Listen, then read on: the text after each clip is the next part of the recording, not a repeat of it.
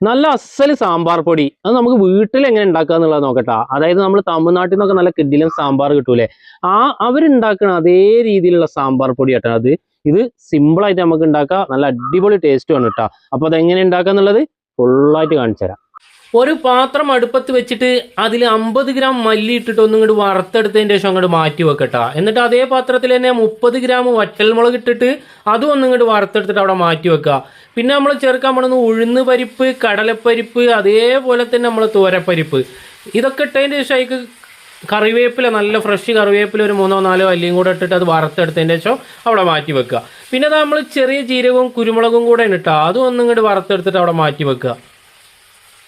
എന്നിട്ട് അതേ പാത്രത്തിൽ തന്നെ ഉലുവ ഒരു ടീസ്പൂൺ ഇട്ടിട്ട് ഒന്നിട്ട് വറുത്തെടുക്കുക, കരിയാതെ വറുത്തെടുക്കണം കേട്ടോ. അതും വറുത്തതിന് ശേഷം അങ്ങോട്ട് മാറ്റി വെക്കുക. എന്നിട്ട് ഇതാ നമ്മൾ കായം ഇല്ലേ, സാമ്പാറിലിടുന്ന കായം, അത് കട്ടൻ്റെ ഇടണം കേട്ടോ, പൊടി ഇട്ട് അത്ര രസം കിട്ടൂല. അതൊന്നും കണ്ട് വെളിച്ചെണ്ണയിൽ നന്നായിട്ട് മൂപ്പിച്ചിട്ട് അതായിട്ട് ഇട്ട് കൊടുക്കുക. ഇങ്ങനെ നെക്കി നോക്കിയാൽ നെങ്ങാതാവുമ്പോൾ അത് അടിപൊളിയായിട്ടുണ്ടാവും കേട്ടോ. എന്നിട്ട് ഇതാ പൊടിച്ചെടുക്കുമ്പോൾ നമ്മൾ ഒരു അല്പം മഞ്ഞൾപ്പൊടിയും കൂടെ ചേർത്തിട്ട് നന്നായിട്ട് അങ്ങോട്ട് പൊടിച്ചെടുക്കുക. ഇത് സാമ്പാർ ഉണ്ടാക്കിയ സാമ്പാർ പൊളിക്കൂട്ടാ. ആ പ്രദേശം അങ്ങനെ സാമ്പാറിൻ്റെ മണയിക്കാരം.